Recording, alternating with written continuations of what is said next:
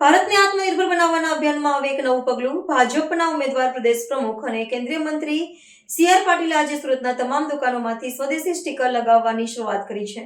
સી.આર. પાટીલે સુરતમાં દુકાનોમાં સ્વદેશી સ્ટીકર લગાવ્યા, આત્મનિર્ભર ભારત અને વોકલ ફોર લોકલનો સંદેશ આપ્યો.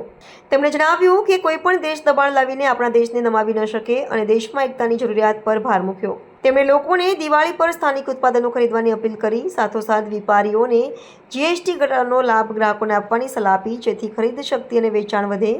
પીએમ મોદીના નેતૃત્વમાં દેશને આત્મનિર્ભર બનાવવાનું આહ્વાન કર્યું. 22મી સપ્ટેમ્બરથી આખા દેશમાં એક ઉત્સાહનું વાતાવરણ બન્યું છે.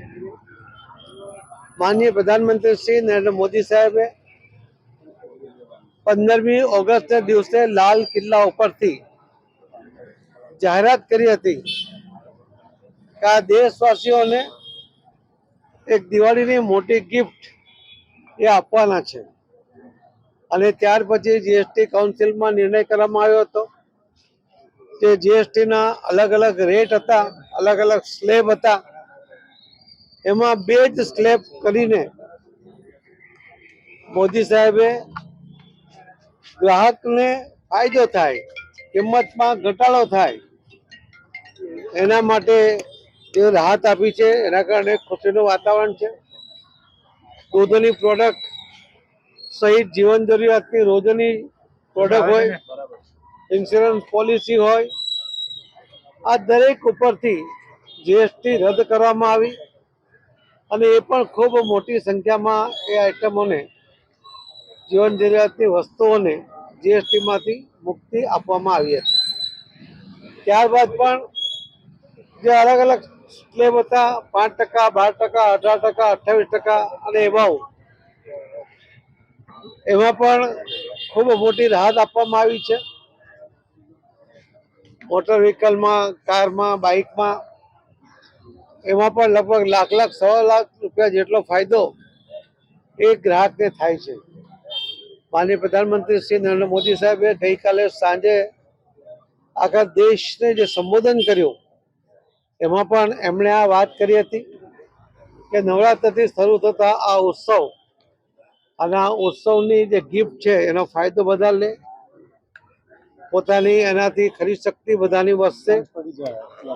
જે આપણા દેશમાં બનતી વસ્તુઓ છે એમાં પણ ખૂબ મોટા સસ્તા ભાવે જ્યારે આ દેશવાસીઓ એની ખરીદી કરશે, એના કારણે ઉત્પાદકો પણ સારી ક્વોલિટી સસ્તા ભાવે આપી શકશે. એટલા જ માટે આ જીએસટીની રાહતની સાથે સાથે સ્વદેશી વસ્તુઓ, આપણા દેશમાં બનેલી વસ્તુઓ, રોકાણ ભલે વિદેશી હોય, રોકાણ ગમે તેનું હોય, ટેકનોલોજી ગમે તેની હોય, આપણા દેશના નાગરિકોનો પસીનો એમાં હોય, આ ધરતીની ધૂળ એમાં મળેલી હોય, એની સાથે જોડાયેલી હોય, એવી જ વસ્તુઓને ખરીદવાનો આગ્રહ બધા કરે. આપણે ખબર છે કે આપણે દિવાળી આવે ત્યારે તોરણો લેતા હોઈએ, દીવા લેતા હોઈએ, તો એ તો બધું ઘણા વર્ષોથી ધીમે ધીમે આપણે ફરી સ્વદેશી તરફ વળ્યા છે, પણ એટલું પૂરતું નથી. અને 2 દિવસ પહેલાનો સુરતના ટેક્સટાઇલના વેપારીઓનો જે એક પ્રયોગ થયો એ યાદ આવે છે કે 240 જેટલી ટેક્સટાઇલ માર્કેટમાંથી 5000 જેટલા ટેક્સટાઇલના વેપારીઓએ એમણે 5000 પોતાની જે વિદેશી ઘડિયાળો હતી એના બદલે આપણા દેશમાં બનેલી સ્વદેશી ઘડિયાળો એમણે એક સાથે વર્ચ્યુઅલ કાર્યક્રમમાં જોડાયા. 1000થી વધુ લોકો એ કાર્યક્રમમાં ફિઝિકલ હાજર રહ્યા અને એમણે પોતે સ્વદેશી ઘડિયાળ વાપરવાનું શરૂ કર્યું છે. એ એક ફોટો સાથે, વિડીયો સાથે એમણે શેર કર્યું અને આખા દેશને પણ એમણે મેસેજ આપ્યો છે. સુરત અને સુરતના લોકો કોઈક ને કોઈક નવું મોડેલ બનાવીને દેશવાસીઓ સામે આપતા હોય છે.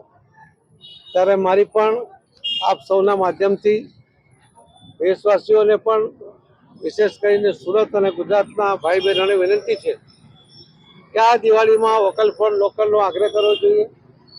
માનનીય પ્રધાનમંત્રી મોદી સાહેબનો જે આગ્રહ છે કે સ્વદેશી અપનાવો, આપણા દેશ ઉપર કોઈ દબાણ લાવીને આપણને નમાવવાનો પ્રયત્ન ના કરી શકે એટલી તો એકજૂટતા આપણામાં હોવી જોઈએ. અને મોદી સાહેબના નેતૃત્વમાં આપણને જ્યારે આ તક મળી છે ત્યારે આપણે સ્વદેશી વસાવો. મોદી સાહેબે જે જીએસટી ઓછું કરીને દરેક વસ્તુઓને ખૂબ મોટો ભાવમાં ફરક કર્યો છે. અને વેપારીઓને પણ મારી આપના માધ્યમથી વિનંતી છે કે પણ એમને મળેલો જીએસટીનો ફાયદો એ પાસ ઓન કરે, એ એના પોતાના પાસે રાખવાનો પ્રયત્ન ના કરે, એ પણ મારી વિનંતી છે. મોદી સાહેબે જે આ કર્યું છે એના કારણે ગ્રાહકોને ફાયદો થશે, એના માટે આ કર્યું છે. પણ સાથે સાથે ગ્રાહકોની ખરીદ શક્તિ વધશે, એના કારણે તમારું વેચાણ વધશે, એના કારણે તમારી ઉત્પાદનની જે કિંમત છે એમાં પણ ઘટાડો થશે અને એ રીતે પણ તમને ફાયદો થવાનો છે. એટલે વેપારીઓને પણ ખાસ હું વિનંતી કરું છું અને આપ સૌને પણ મારી વિનંતી છે કે આપના માધ્યમથી આખા દેશના સૌ ભાઈ બહેનો સુધી આ મેસેજ મોદી સાહેબને પહોંચે એ પહોંચાડવાની વિનંતી છે.